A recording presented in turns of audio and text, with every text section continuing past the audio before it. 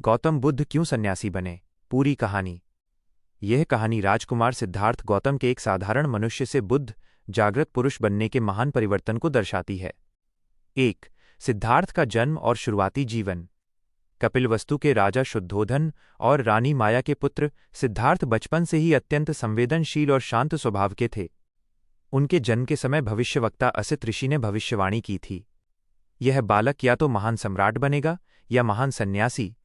राजा शुद्धोधन चाहते थे कि सिद्धार्थ एक महान राजा बने, इसलिए उन्होंने उन्हें दुनिया के दुखों से दूर रखने की हर संभव कोशिश की। सिद्धार्थ का पालन पोषण विलासिता और सुख सुविधाओं में हुआ, लेकिन उनके भीतर करुणा और दया का भाव बढ़ता गया। 2-4 दृष्टियों ने जीवन बदल दिया। राजा के कड़े आदेश के बावजूद एक दिन सिद्धार्थ ने पहली बार महल से बाहर निकलकर नगरी देखने की इच्छा जताई। महल के बाहर जाते समय सिद्धार्थ ने 4 दृश्य चतुर्दर्शन देखे, जिन्होंने उनके जीवन की दिशा हमेशा के लिए बदल दी। 1. बूढ़ा व्यक्ति। उन्होंने पहली बार वृद्धावस्था देखी। सोचा, क्या हर मनुष्य ऐसा ही होता है? क्या मैं भी एक दिन इस अवस्था को प्राप्त करूंगा? 2. बीमार व्यक्ति। दुख में तड़पता हुआ बीमार व्यक्ति देखकर सिद्धार्थ ने जाना कि बीमारी जीवन का एक अनिवार्य हिस्सा है। 3. मृत व्यक्ति। मृत देह और लोगों का शोक देखकर उन्होंने समझा कि मृत्यु टालना संभव नहीं है और ये जीवन का अंतिम सत्य है। 4. सन्यासी। फटे कपड़ों में शांत, निडर और प्रसन्न चेहरे वाले सन्यासी को देखकर सिद्धार्थ के मन में प्रश्न उठा, दुखों के बीच ये इतना शांत और संतुष्ट कैसे है? इन 4 दृश्यों ने सिद्धार्थ के भीतर एक गहरा तूफान पैदा कर दिया। उन्हें पहली बार एहसास हुआ कि संसार में दुख अनिवार्य है और सुख केवल अस्थायी है। 3. सिद्धार्थ के भीतर उठते प्रश्न।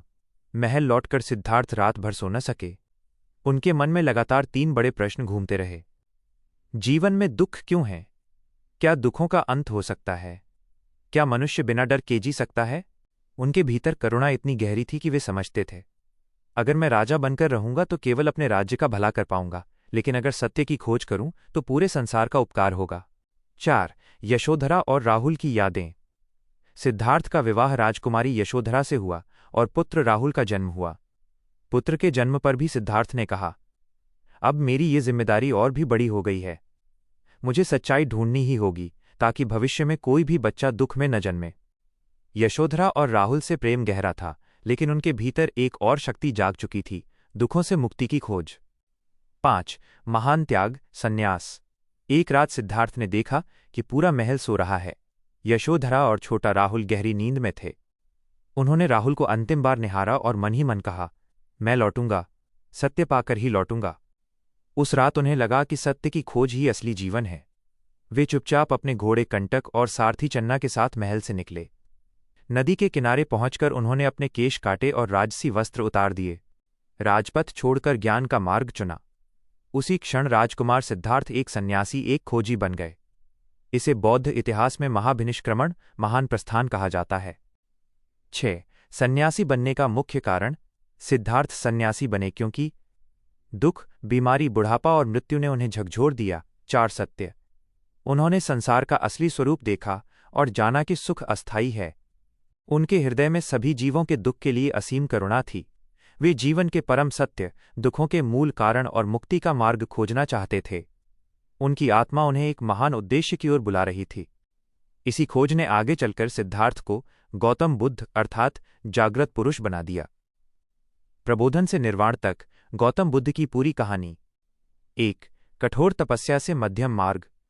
संन्यास लेने के बाद सिद्धार्थ कई आचार्यों के पास गए और ध्यान समाधि की शिक्षा ली, पर उन्हें संतोष नहीं मिला। फिर वे उरुवेला के जंगल में 5 साथियों के साथ कठोर तपस्या करने लगे, दिनों तक अन्न न लेना, शरीर को कष्ट देना। लेकिन सिद्धार्थ समझ गए, शरीर को कष्ट देने से सत्य नहीं मिलता, सत्य मध्यम मार्ग में है। जब वो तपस्या से लगभग बेहोश हो गए, तब गांव की सुजाता नामक महिला ने उन्हें खीर खिलाई। सिद्धार्थ की चेतना लौटी और उन्होंने शरीर को स्वस्थ रखते हुए ध्यान के सच्चे मार्ग को अपनाया। 2. बोधि वृक्ष के नीचे अंतिम ध्यान। सिद्धार्थ ने निश्चय किया, जब तक सत्य न मिल जाए, चाहे शरीर टूट जाए, मैं इस आसन से उठूंगा नहीं। वे गया, बोध गया में बोधि वृक्ष के नीचे बैठे। रात भर अज्ञान और वासनाओं के प्रतीक मार ने उन्हें विचलित करने की हर संभव कोशिश की, लेकिन सिद्धार्थ अडिग रहे। उनका मन पूरी तरह शांत हो गया। 3. ज्ञान की प्राप्ति, प्रबोधन। प्रभात होने पर सिद्धार्थ ने 4 महान सत्य, आर्य सत्य देखे। आर्य सत्य, द 4 नोबल ट्रूथ्स। अर्थ, मीनिंग। दुख, दुखा, संसार दुख से भरा है। दुख समुदाय, समुदाया, दुख का कारण तृष्णा, इच्छा है। दुख निरोध, निरोधा, दुख का अंत संभव है। दुख निरोध गामिनी प्रतिपदा, मगा, दुख के अंत का मार्ग अष्टांगिक मार्ग है। उस क्षण वे सिद्धार्थ नहीं, बुद्ध बन चुके थे। 4.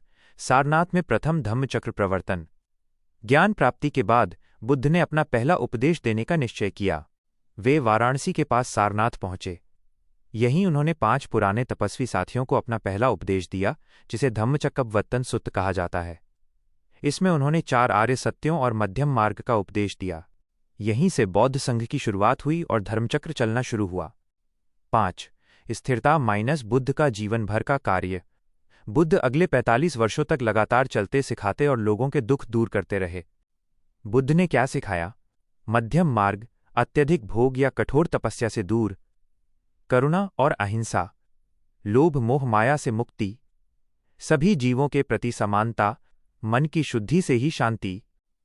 राजा रजवाड़े, व्यापारी, किसान सभी उनके शिष्य बने। उनका उद्देश्य सिर्फ एक था, सभी जीवों को दुखों से मुक्त करना। 6. अंतिम उपदेश और महापरिनिर्वाण।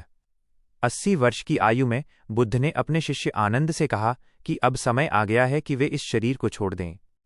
कुशीनगर पहुंचकर बुद्ध ने अपना अंतिम उपदेश दिया और अपने अंतिम शब्द कहे, अप दीपो भव, स्वयं अपने दीपक बनो।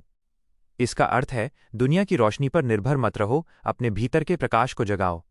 बुद्ध ने 2 शाल वृक्षों के बीच अपना अंतिम लेटने का आसन लिया और महापरिनिर्वाण को प्राप्त हुए, जहां जन्म मरण का चक्र समाप्त हो जाता है।